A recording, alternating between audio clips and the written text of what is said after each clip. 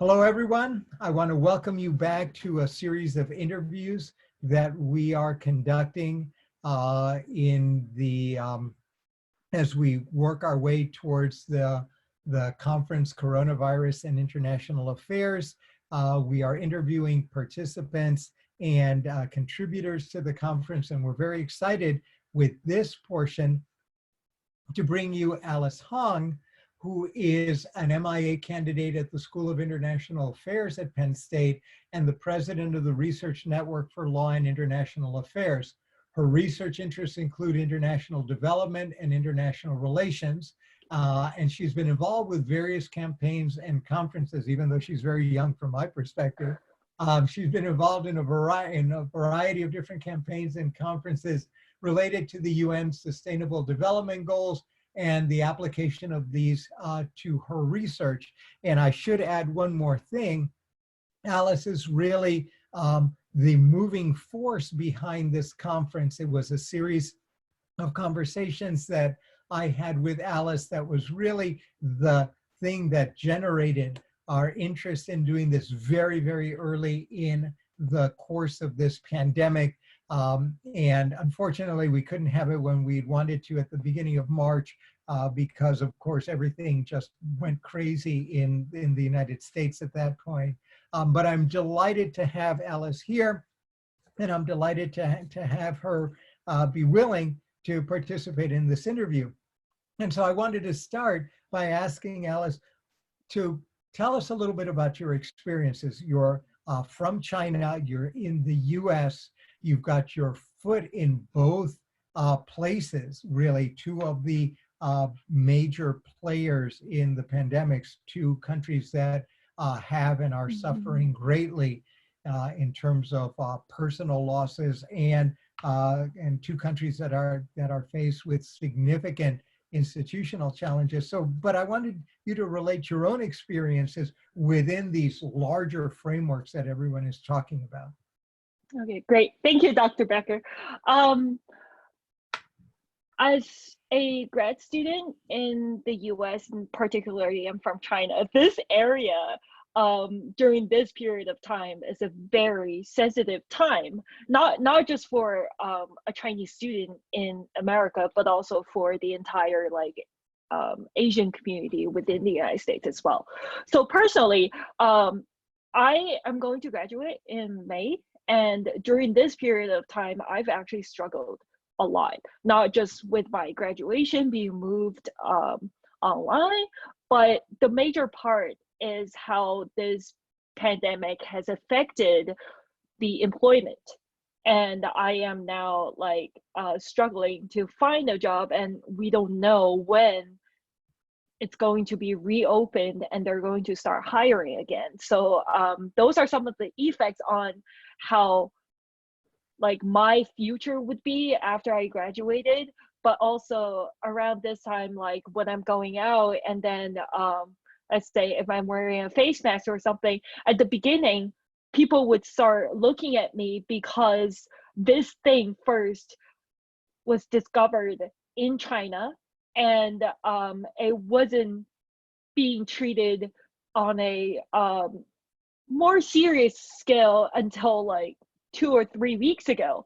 And that really, during that period, I really struggle a lot in being taking the protective measures that I think would be the best, and what a lot of Chinese people are actually doing in China. For example, when they're going out, they're wearing face masks and they're wearing gloves. And people look at me on the streets, honestly, when I first started doing that. But that's part of it that I started to I started to get a little sense of how this coronavirus can be a little bit misleading, but also it can affect how people think of a specific race as a whole.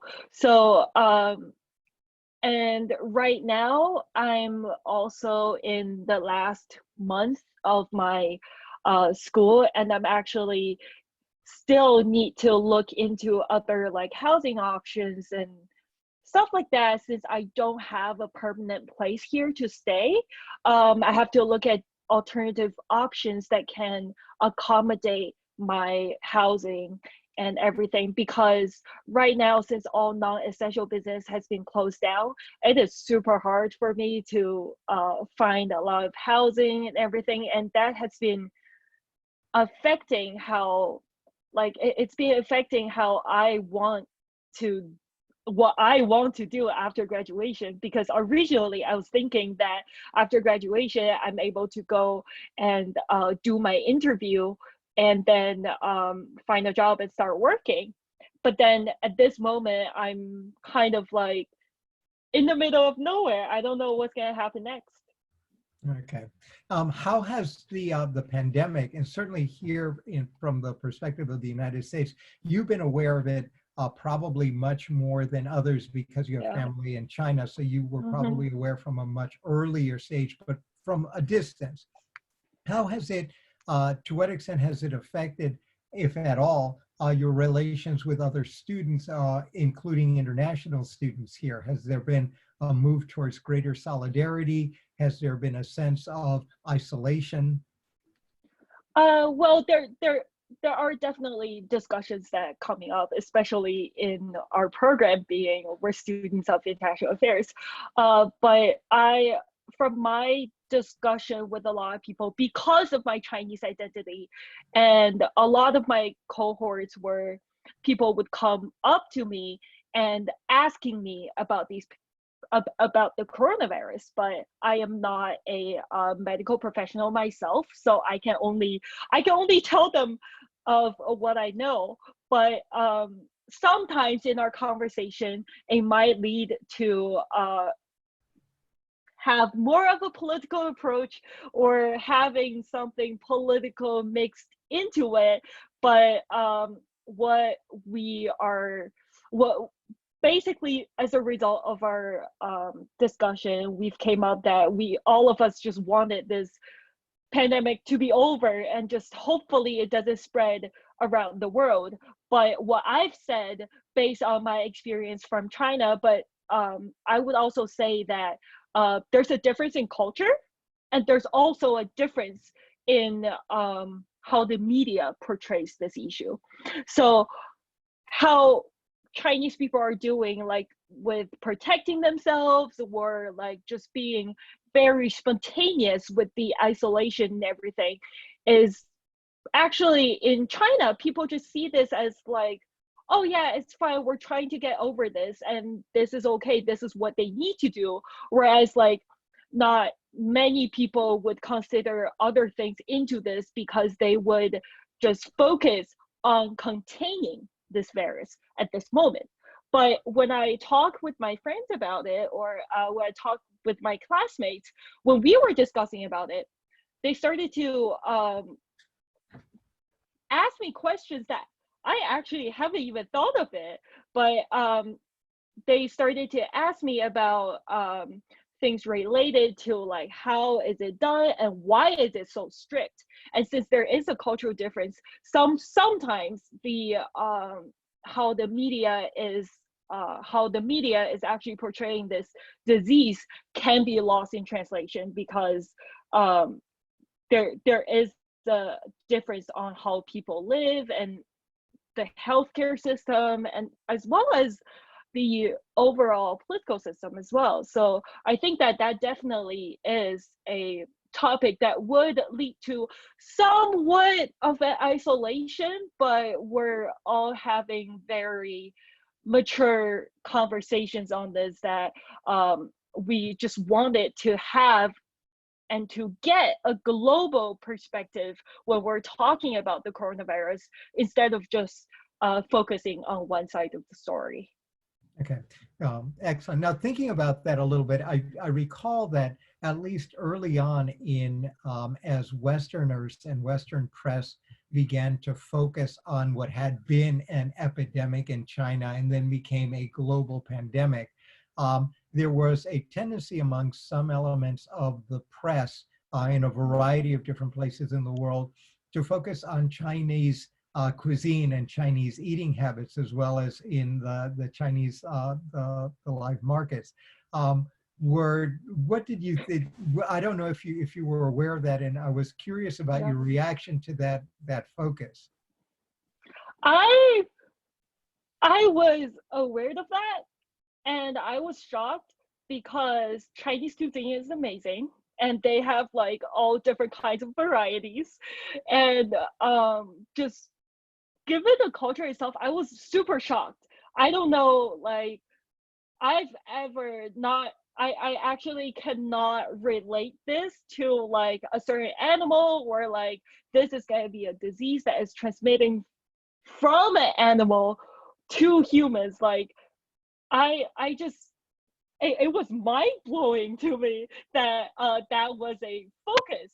But I actually also did some research on that, and though the pictures are really, it gives me chills, but I still feel like it might be a case if more biologists or other medical professionals would look into it. But personally, it did not um, it did not bring down the reputation of Chinese cuisine in my mind. I I still appreciate it. I still like it. Well, no, and I do, and I do too, and I do too. It was just very interesting because, in a way, what was curious about that was what we might call a reductionism, that the hyper focus on a particular sort of cuisine or particular eating habit tended to reduce, as you mentioned, I think quite well, an extraordinarily rich and varied cuisine, reduced it down to 3 or 4 things that then appeared to be the only thing that Chinese people ate. Sort of, I guess, the way that one can reduce all of Italian cuisine to spaghetti and meatballs, or to pizza. And you know, and so I was just curious if you had seen that, but your answer actually was very useful in that regard. Before I forget, one of the things I wanted to ask you was if you might tell us a little bit or foreshadow a little bit what you might be talking about at the conference.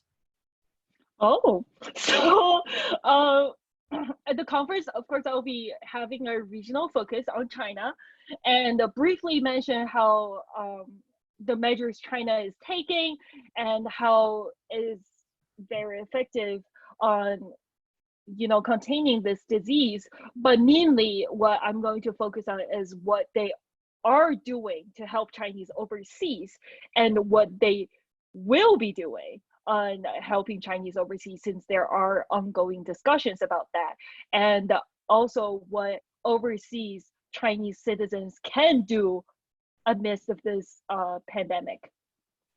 Okay, that's very interesting. So there's Chinese citizens who are all over the world right now. Many of them Yeah, are back at home. yes. And they are starting to have planes and have people sign up to actually go back to China if willingly, and then they will keep sending in more. It's just it's a time where China just contain the disease, the spread of this disease within its nation. So they're trying to have the citizens back, but at the same time, they still have to come up with measures on how can they contain this group of people that is coming in to China. Right. Now, these are not just tourists who are caught abroad. If I remember correctly, a lot of folks are people who are running businesses or have significant Yes. relationships in other countries. What is happening to their businesses and the like? Well, there are a lot of there are a lot of like small business firms or private owned business firms that they would have you know, international communications or negotiations for their for what they're doing. And I would say the outbreak of this pandemic has paralyzed that. It's like you're pressing a pause button on the regular economic operations. Um, it's hard for them to have any it's hard for them to have any face-to-face communications But the good thing is we have technology like what we're doing right now is via Zoom that can somewhat um, that can somewhat alleviate this like awkwardness to just talking on the phone without seeing each other. But it's definitely taking a toll, and the unemployment rate is increasing. And since small business right now at this moment they're not operating, and then they don't have a sufficient enough income, I would say, to sustain that many employees. Some of them starting to lay off Okay. employees, and which is one of the contributing factor to the overall increase of the unemployment rate. Oh, goodness. Okay. All right. Well, Mhm. this is actually very, very interesting. We are getting close to wrapping it up. I was wondering if there were any other thoughts or ideas that you would want to share with us now before before the conference.